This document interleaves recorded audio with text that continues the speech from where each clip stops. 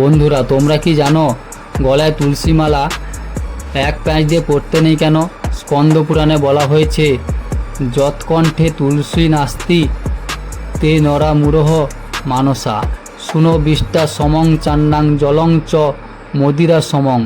যে ব্যক্তি নিজের গলায় তুলসী মালা ধারণ করে না, ওই মূঢ় ব্যক্তি যদি জল স্পর্শ করে তাহলে ওই জল মদের সমান হয়ে যায়।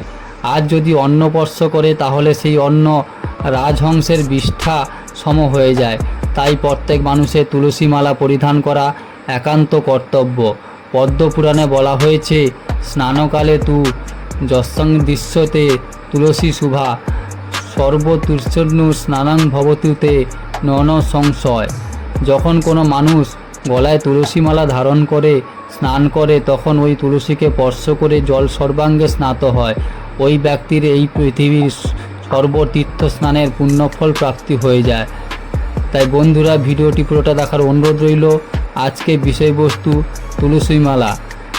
তোমরা যদি চ্যানেলে নতুন হয়ে থাকো অবশ্যই সাবস্ক্রাইব করে পাশে থাকবে, তোমাদের জীবন বদলে যেতে পারে।